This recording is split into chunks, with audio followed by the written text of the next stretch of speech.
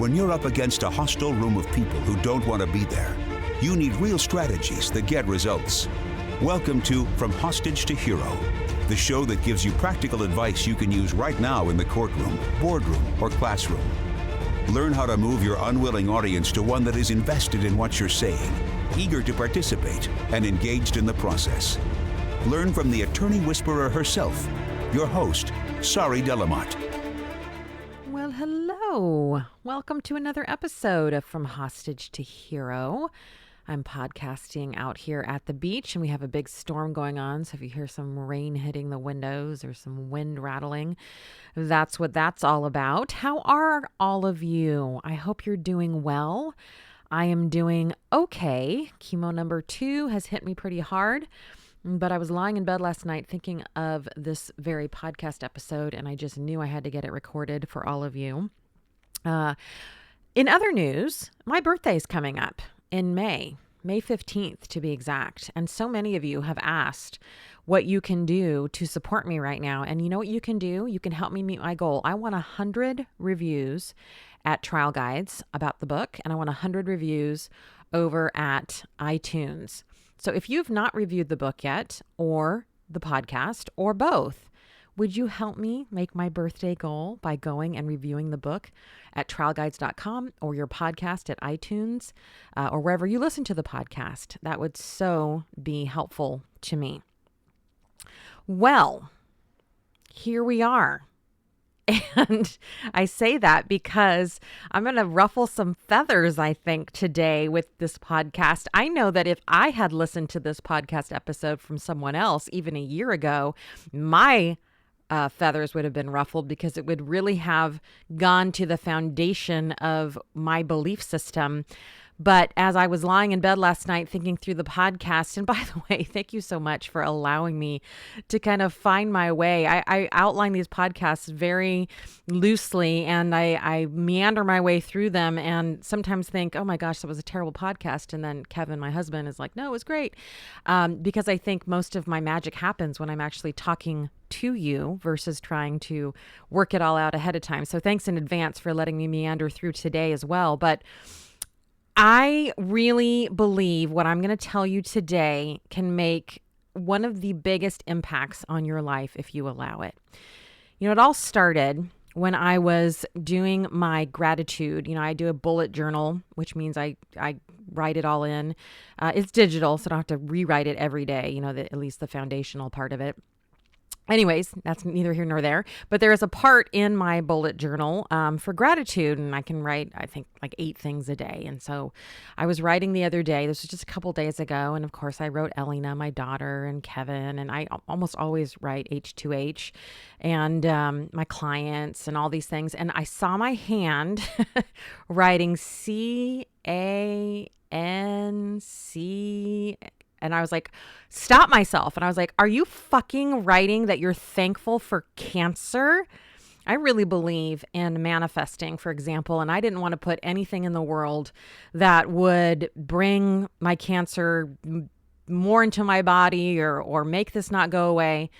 But as I saw myself writing it, I recognized in that moment that it was true, that I was thankful for cancer. And that's what brings us to today's episode. I, like you, would read the articles or listen to the podcasts or read the books or watch the movies about people who are struggling with a life-changing diagnosis, sometimes a terminal diagnosis. Thank goodness mine is not terminal.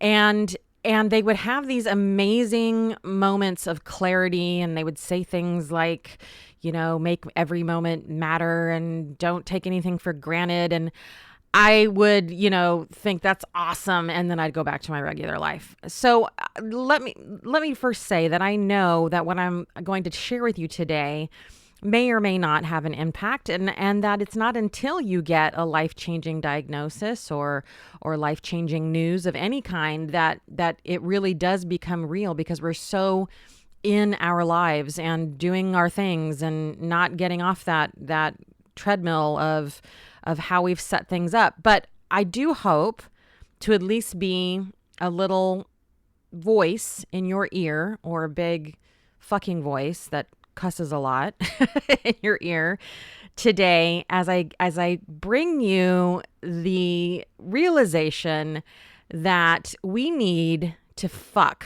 self-improvement. When I wrote down that I was thankful for cancer, one of the reasons I wrote that is because it got me, or is getting me, off of the roller coaster of self-improvement. I can trace this back to when I was very, very young. And I may have shared this story with you before, but I'm going to share it again. My parents had best friends who never were able to have children, Barbara and Shell.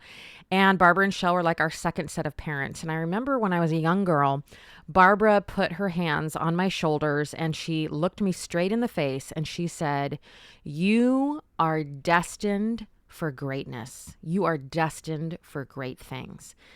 And as positive as that message was, it had the opposite effect on me, because that's when the pressure began. The pressure to make the most out of all of the opportunities, the pressure to develop my talents, the pressure to use my time efficiently, the pressure to make the most of everything and everything I've been given.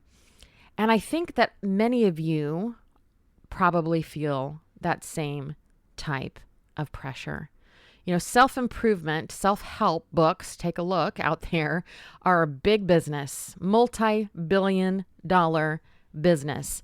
We are being told that we should be organized, we should be thin, we should be hairless if female. Well, male too, you know, don't have any of that back hair. We should be rich, we should be spiritually enlightened, we should be popular, or good looking, or charming, or hardworking, or kind, or sexy, but not too sexy if you're a woman.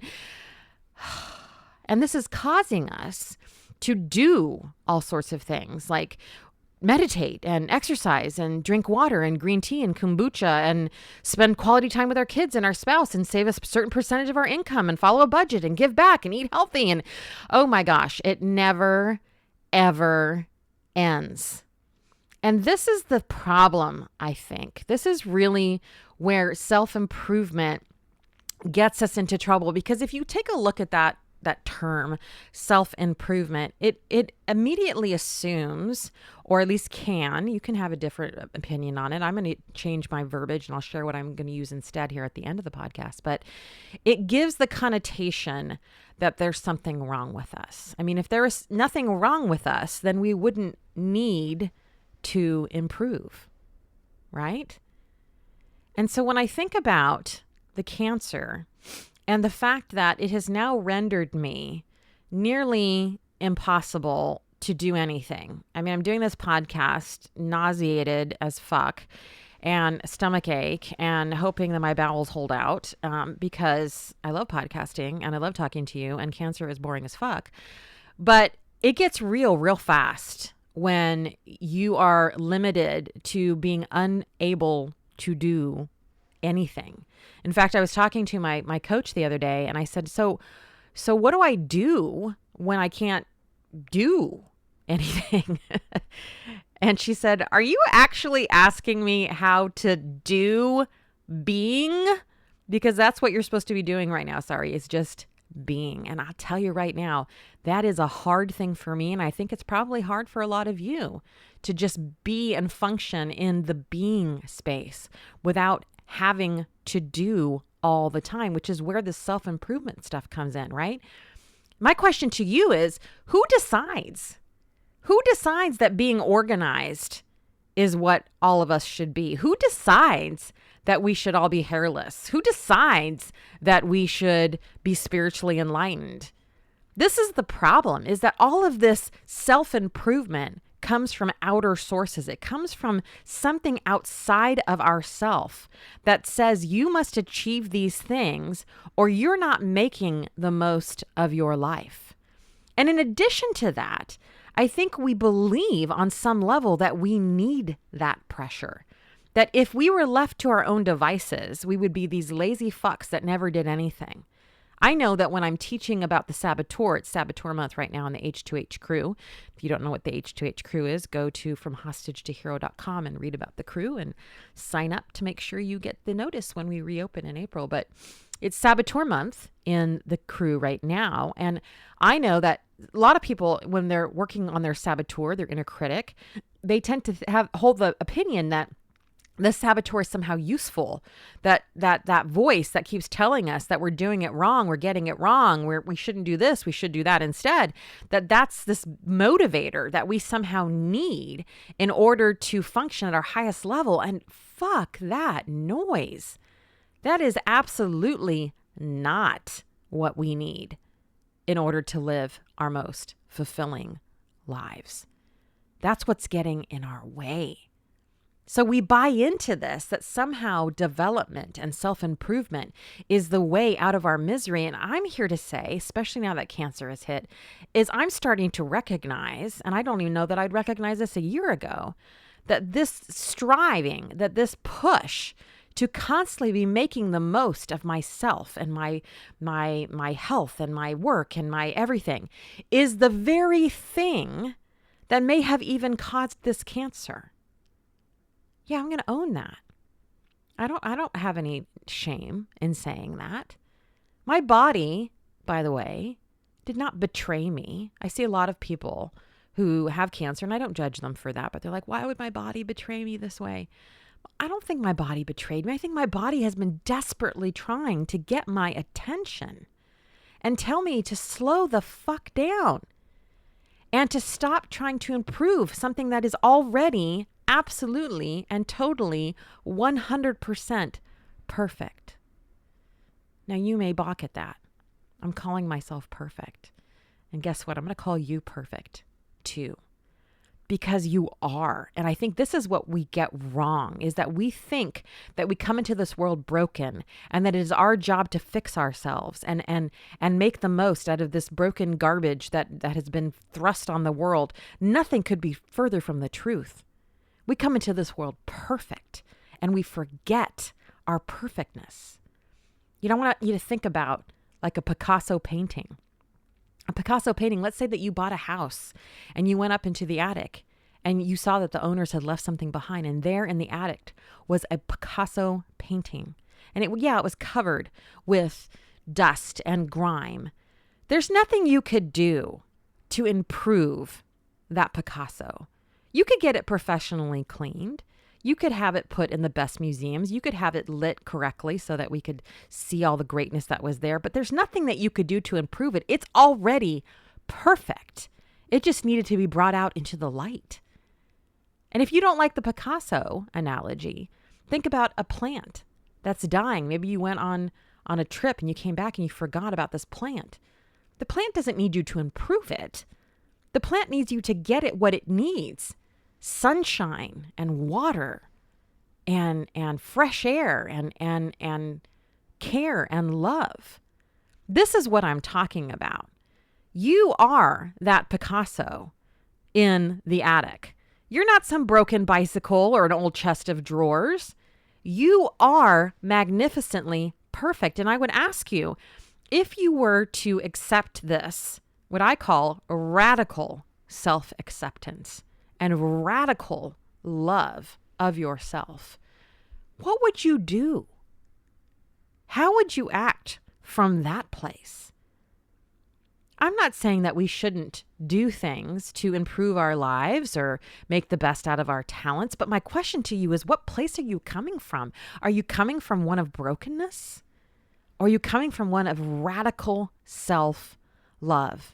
If you totally believed you were perfect exactly as you are, which you are, how would you act? What would you decide to learn? How would you improve your cross-exam skills from that place? Knowing that you're perfect exactly as you are, and everything that you do from that place is an addition, not that you are so broken and so lacking that you need to fill those holes with other skills, people, things, money. This is what I'm talking about when I'm talking about fuck self-improvement. We don't need to improve. We need to love. Love doesn't improve things. Love accepts things. Love enables things. It empowers things. It supports things. When you are loved, truly loved by yourself, and given every opportunity, and you will improve. You will put yourself in the sunshine. You will exercise because your body is magnificent and you love it so beautifully. You will increase your trial skills, not because you feel like you're lacking, but because you're so perfect, you want to add to your knowledge. This is what I'm talking about when I talk about fuck self-improvement, because someone else, we've given the reins over to someone else. Who gives a fuck if you're organized? Maybe that's not your thing. Hire that shit out. But stop making yourself wrong and give yourself a huge fucking break. You know, you might think this is funny for a life coach to be saying, you know, isn't that what you do, is help people improve their lives? And my answer to that is no, that is not what I do. I don't help people improve or fix their lives because I don't believe people's lives are broken. What I do believe when people come to work with me is that they need to stop doing things versus beat themselves up for not doing things. So many of the things we impose on ourselves are self-imposed, and they come from outside pressure. If we would just give ourselves a huge, radical break, we would find that we can live lives of purpose and happiness if we would just let go of all the self-improvement bullshit. You know, I just posted this to the H2H crew the other day about Kurt Vonnegut. And he wrote, when I was 15, I spent a month working on an archaeological dig. I was talking to one of the archaeologists. Okay, why can't I say that word? But you get it. One day during our lunch break, and he asked those kinds of getting to know you questions you ask young people. Do you play sports? What's your favorite subject? And I told him, no, I don't play sports. I do theater. I'm in choir. I play the violin and piano. I used to take art classes. And he went, wow, that's amazing. And I said, oh, no, but I'm not good at any of them. And Kurt Vonnegut writes, and then he said something that I will never forget and which absolutely blew my mind because no one has ever said anything like it to me before. I don't think, he said, being good at things is the point of doing them. I think you've got all these wonderful experiences with different skills, and that all teaches you things and makes you an interesting person, no matter how well you do them. Kurt Vonnegut continues, and that honestly changed my life, because I went from failure, someone who hadn't been talented enough at anything to excel, to someone who did things because I enjoyed them. I had been raised in such an achievement-oriented environment, so inundated with the myth of talent, that I thought it was only worth doing things if you could quote-unquote win at them. This is the message, my people, is that what are you doing? Are you enjoying it? If not, then stop that shit. Go out there and do things from the place of your perfection, of your Picasso-ness. Put yourself in the light. Give yourself that fresh water. Not because you're lacking, but because you love yourself so goddamn much. And see what you can accomplish from that place. And for that reason, I say fuck self-improvement, and that I'm thankful for cancer because I'm finally beginning to learn this lesson for myself. Love all of you. Help me with my birthday wish. Talk soon. Thanks for joining me today. If you benefited from what we talked about or just want to let me know you enjoy the podcast, go ahead and leave me a review on whichever platform you use to listen to From Hostage to Hero. Add a comment and I just might give you a shout out on an upcoming episode. In the meantime, head over to FromHostageToHero.com to order your copy of my book, From Hostage to Hero, Captivate the Jury by Setting Them Free, and to get on my mailing list. I send out trial tips and encouragement right to your inbox every single week. And while you're there, make sure you join the waitlist to become an H2H crew member when we reopen. We only open a few times each year, and you do not want to miss out. I look forward to our time together in next week's episode. Talk then.